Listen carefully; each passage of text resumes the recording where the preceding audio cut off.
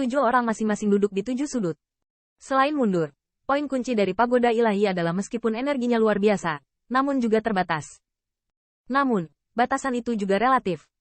Perasaan Qin Yichen seperti sungai dan laut yang megah. Anda baru saja menyerap sedikit, dan energinya seperti sungai yang mengalir ke laut. Hanya dalam beberapa tarikan napas, Feng Yulang dan yang lainnya juga mabuk. Pagoda ilahi di keluarga Feng benar-benar pantas mendapatkan reputasinya. Dalam kekuatan roh yang hampir nyata ini, setiap detik penyerapan terlihat. Setelah hanya beberapa saat menyerap keserakahan, Mu Tianliang melihat tubuhnya sedikit gemetar. Telapak tangannya bertumpu pada lututnya, wajahnya sedikit bermartabat. Energi pagoda ilahi di keluarga Fengmu terlalu takut, kan? Berhati-hatilah untuk menyerapnya.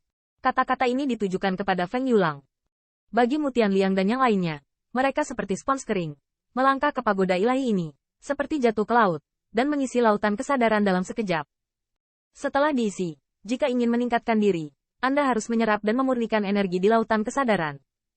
Meskipun tidak ada pengecualian, orang seperti ini yang lapar selama beberapa hari secara alami menjadi liar dengan kegembiraan menghadapi makanan lezat, tetapi hasilnya terbatas ketika selesai. Sebaliknya perasaan sia-sia benar-benar menghangatkan hati. Menggaruk, Feng Yulang tidak peduli, karena mereka bertujuh merasa seperti itu. Tetapi mereka tidak melihat Qin Yichen mendengar ini. Sudut mulutnya benar-benar mengangkat senyum yang tak bisa dijelaskan. Senyum ini membuat Mu Tianliang menggigil. Diam-diam berpikir bahwa orang ini tidak pergi ke lapisan ketiganya secara eksklusif. Apa yang ingin dia lakukan? Tidakkah Anda masih ingat ejekan yang dilakukan Heaven's Chosen sebelum dan selama waktunya, dan ingin mengambil kesempatan ini untuk membalas dendam? Memikirkan hal ini, Mu Tianliang tidak tenang. Anda tahu, jika Qin Yichen ingin menghapus laut kesadarannya, itu hanya beberapa menit. Dan 6 orang di sekitar mungkin tidak benar-benar dapat membantu berhenti. Belum lagi Anda harus memiliki kekuatan untuk berhenti. Baru pada saat itulah Mu Tianliang menyadari bahwa dia sangat konyol pada awalnya. Tanpa lingkaran cahaya di bawah perhatian 10.000 orang. Rasa penindasan Qin Yichen yang disebabkan oleh kekuatan yang menentang surga membuatnya khawatir. Setelah 2 orang saling memandang sejenak, Mu Tianliang mau tidak mau akhirnya membuka mulut dan berkata, "Qin Pilmaster, kamu selalu menatapku. Apa saranmu?" Qin Yichen tertawa. "Bukan apa-apa. Hanya merasa bahwa kalian semua konyol itu saja." "Konyol?" Mu Tianliang tertegun dan langsung merasa tidak nyaman.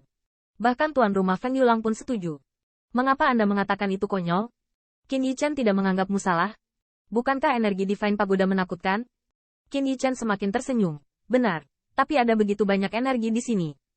Bagaimana itu bisa menjadi kesalahan pagoda ilahi? Anda hanya bisa menyalahkan Anda jika Anda menyalahkannya." Setelah membicarakannya, saya melihat Qin Yichen tidak mengatakan apa-apa selain berhenti.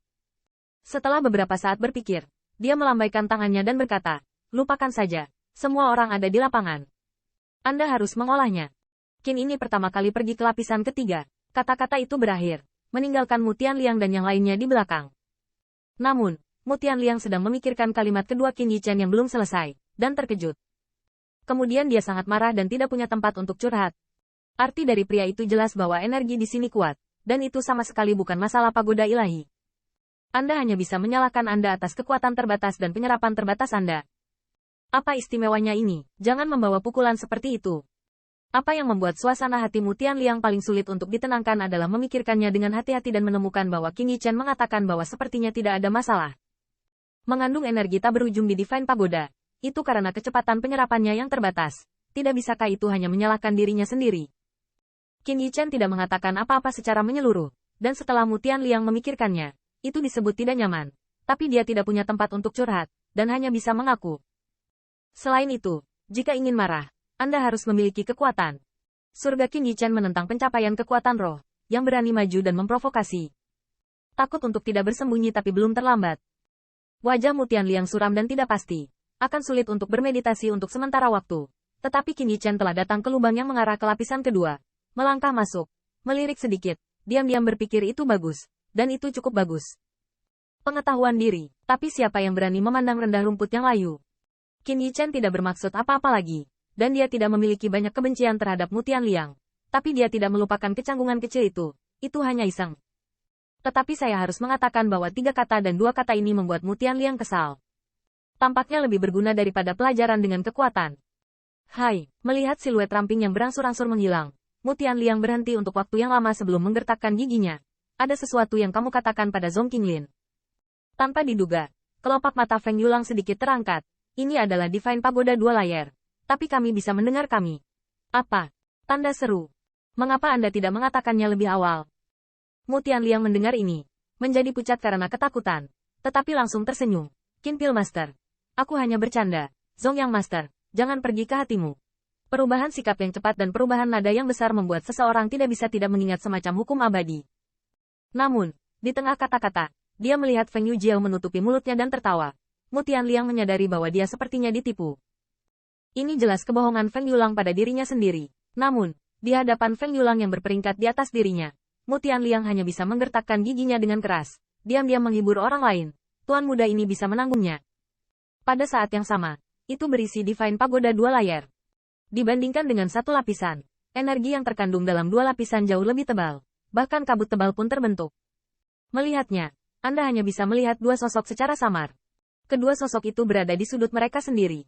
Feng Fanyi dan Zhong Qinglin lah yang dapat melihat kesenjangan perawatan antara Mu Tianliang dan yang lainnya. Tidak hanya energi kekuatan roh 2 lapisan yang agung, tetapi juga hanya diserap oleh 2 orang. Zhong Qinglin sedang bermeditasi sambil memikirkannya, tetapi itu adalah kesempatan langka untuk menyendiri, dan dia segera tersenyum. Fang Yi, tidak menyangka keluarga Feng Mu menjadi seperti harta ini. Warisan semacam ini, benar-benar patut ditiru. Feng Fanyi berkedip, tidak peduli. Zhong Qinglin mengambil sikap dingin dan tersenyum. Tetapi tidak putus asa. Alangkah baiknya jika saya bisa memasuki kultivasi lapisan ketiga. Tetapi kami tidak memiliki kesempatan. Kali ini Feng Fanyi akhirnya berbicara. Tetapi Wan Yin acuh tak acuh. Kamu tidak punya kesempatan. Jangan membuatku bingung. Zhong Qinglin terdiam. Tetapi melihat wajah cantik Feng Fanyi, dia terdiam. Poin kuncinya adalah Feng Fanyi tidak ada yang salah dengan itu. Meskipun dia tidak menang kali ini adalah Divine Pagoda. Lagi pula, itu adalah harta keluarga Feng miliknya. Bagaimana mungkin dia tidak memiliki kesempatan untuk menghubungi lapisan ketiga? Ini membuat Zhong Qinglin merasa tertekan, berpikir bahwa jika saya memenangkan tempat kedua, sikap Feng Fanyi mungkin tidak demikian. Merasa kesal, tetapi Zhong Qinglin menghela nafas pura-pura di wajahnya. Oh, saya benar-benar ingin melihat apa itu pagoda ilahi level 3.